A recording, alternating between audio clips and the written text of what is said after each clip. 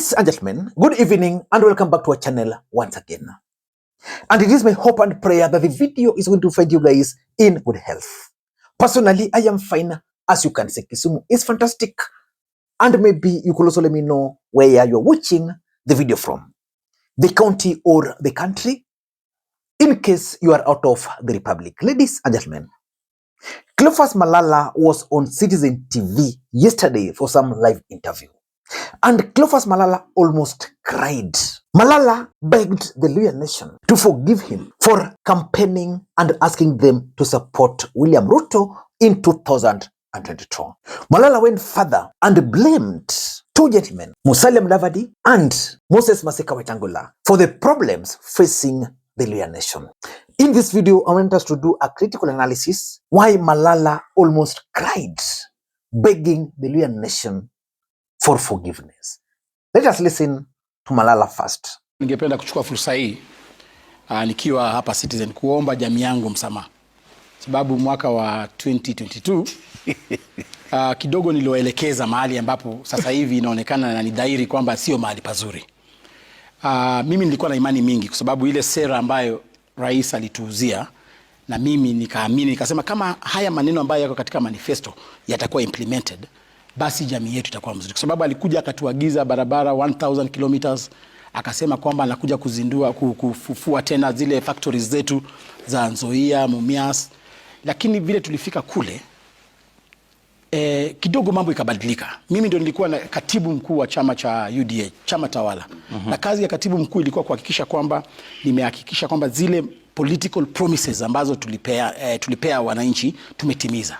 Lakini nikienda kutik katika ile manifesto napata almost 90% of the promises hatutimizi, na haswa hizo promises ni za kwetu nyumbani. Kwa mfano kule Western Region walisema kwamba kwa siku 100 ataweza leta machine mpya ya Nzoia Sugar Factory. Sasa hivi Nzoia Sugar Factory inakuwa list, wanatumia majina mingi, privatization, leasings, lakini imeuzwa kwa sababu ukipatia mtu kiwanda chako kwa miaka 40, hata mimi mwenyewe sijafikisha miaka 40 tangu nizaliwe, umepatia mtu ambaye sio Mkenya, unampatia kwa miaka 40 aende afanye kazi.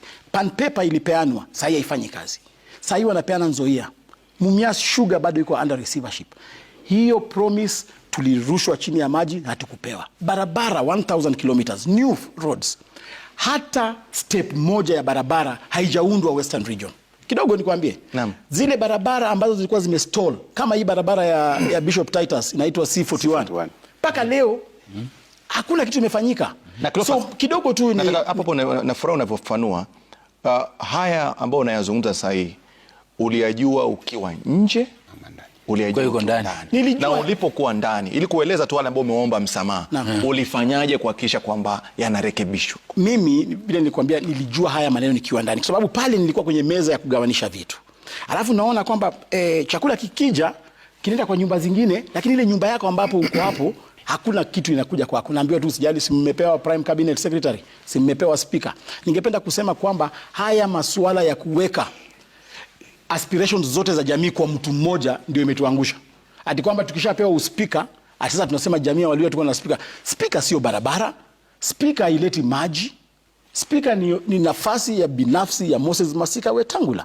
Sisi mambo ya kusema kwamba tumepewa prime cabinet secretary sasa imetosha. La, tunataka tuone tangible developments. Na mimi nakasirika kidogo na wale wabunge, wale ambao mlienda juzi State House. Mmekusanyika vizuri, mmefika pale. Lakini pia ile agenda ambayo wana present kwa president. Wanasema kwamba ati tungependa nafasi yetu ya speaker isiende na nafasi ya prime cabinet. We are not interested with personal positions. What we want, tunataka Nzoia isiuzwe.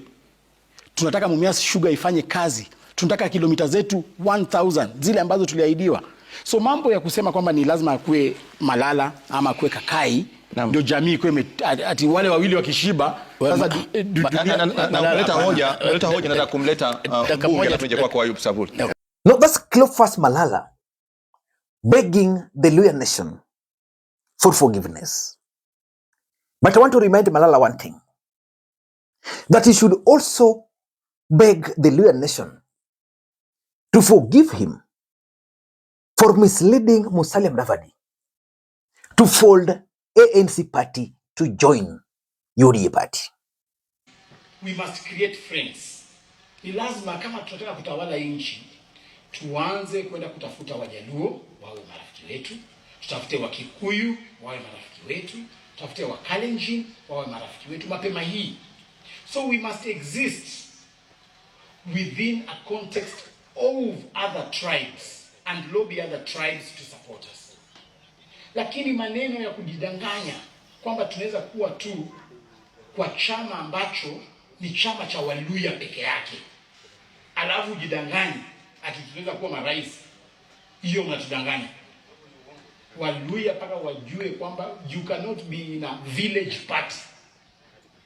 Chama tu yako na ndugu yako na dada yako. Hapana.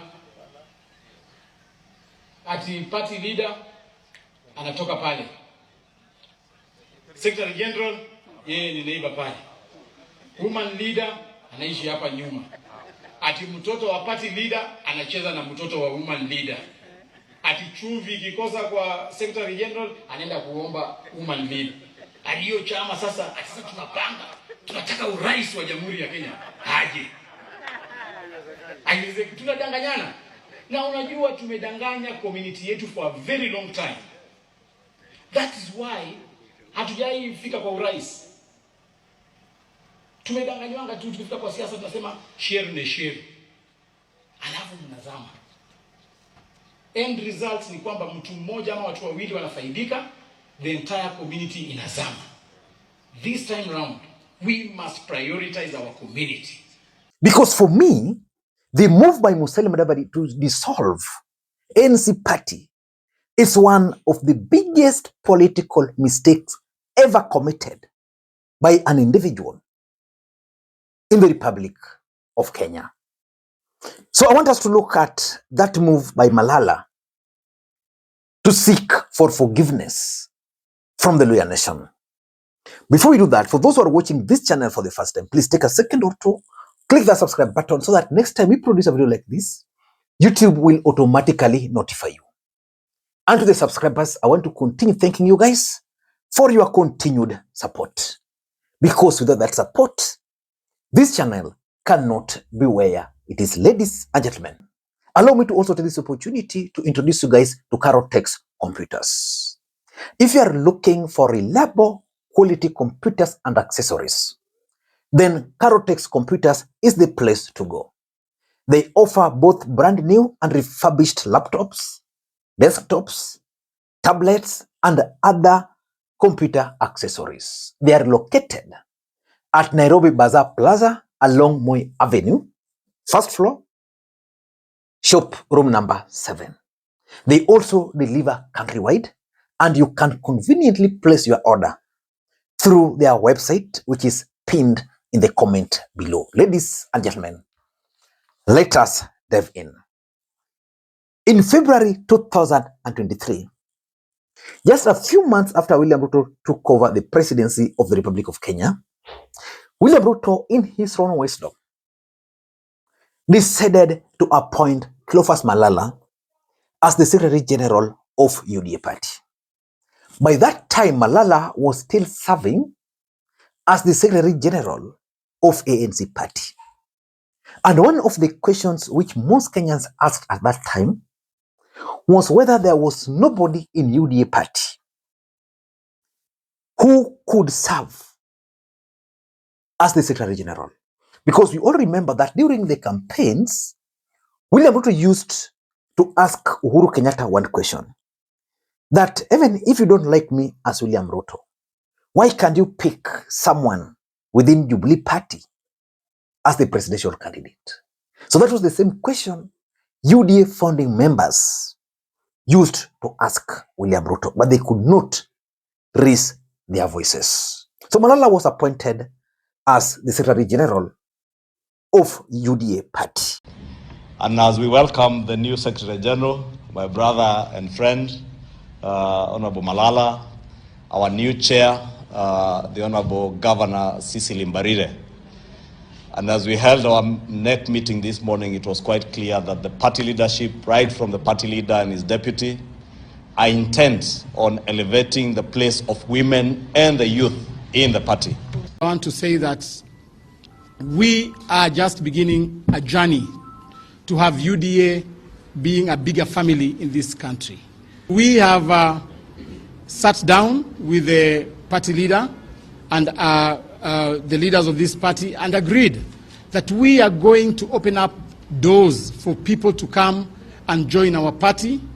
We are not going to be hostile to people even who think otherwise about us. This is going to be a party that is going to accommodate all views. And from all indications, that marked the beginning of the downfall of Cleophas Malala. Because remember, Cleophas Malala was elected as a councillor. Was he elected or nominated as a councillor in Kakamega? MCA, sorry. Then he got elected as the senator for Kakamega. He emerged very strongly. He ended up being the Secretary General of ANC party. When ANC was merging with UDA party, there are certain revelations which were made. I think it was by the governor for Nairobi, Sakaja. Sakaja revealed that as Azimio at that time were busy, for them, him and Malala were meeting with William Ruto and crafting working relationship between ANC party and UDA party. And I remember so well the governor for Nairobi making it very clear that it was only the four of them, that is Ruto, Mudavadi, Malala, and him, who knew about the arrangement. So it means Malala played a key role for William Ruto in bringing in Musalia Mudavadi to the fold. And he's right for me to apologize. But politically, why should he apologize? Number one, I've always told you that politics is about interest. And Malala's apology is just intended to achieve that interest. Two constant in politics, interest and betrayal. He feels he has been betrayed by Ruto. But their interest, Malala's interest and William Ruto's interest, are no longer converging. And the only thing he can do is to start fighting William Ruto. The easiest way to fight William Ruto is to try and thwart William Ruto's schemes. Because William Ruto's strategy for 2027 is simple. Try and win the Western Alliance, mostly the Luhya nation, then move to the mountain, try and consolidate much you can, even if they are going to be 20-30%, then he'll be home and dry. So Malala wants to spoil the party for William Ruto in the Luhya nation because their interests are no longer converging. That's number one. Number two, based on that statement, because if you're keen, Malala attacked Mudavadi, he attacked Weta. He didn't spare them. I'm convinced Malala is preparing the way to join Rigathi Gachagua. Probably he's already with Rigathi Gachagua. And that's why he dismissed the two party leaders from the Luhya nation. He's going to introduce a new political formation. I'm not so sure whether the Luhya nation will be able to embrace that party, because based on my own understanding, UDA has swallowed the ANC party. Then there is ODM. Ford Kenya has refused to fold, so Ford Kenya will still be there. Then we have DAP Kenya. So I'm not so sure whether Malala will join DAP Kenya, because I think he didn't even spare Natembea. So I think maybe he's laying the ground to join Rigathi Gachagua's party. Number three, I think Malala is now out to serve William Ruto sweet revenge. Ruto is working on the lawyer. Malala is now coming for him. revenge nation. Whether it's going to succeed, I can't tell. And lastly, I think it's about the Luhya politics. Musalia Mudavadi committed a mistake dissolving ANC party. Fort Kenya is there, but confined to Bungoma. Then we have DAP Kenya, which is predominantly, DAP Kenya has a member of parliament in Luanda who contested on ODM but was denied the ticket. Again, Salasia was in ODM, denied the ticket. Which other? Bomula, Wamboka, one of my favorite members of parliament, was in ODM, denied the ticket. So I think Malala has seen an opportunity. He wants to come up with a new political formation. I don't know which political players is planning to bring on board, but it's all about Luhya politics. Ladies and gentlemen, who would have thought that Malala would be crying today over William Ruto and his betrayal? Until next time, this is Lee Makwiny. Bye-bye.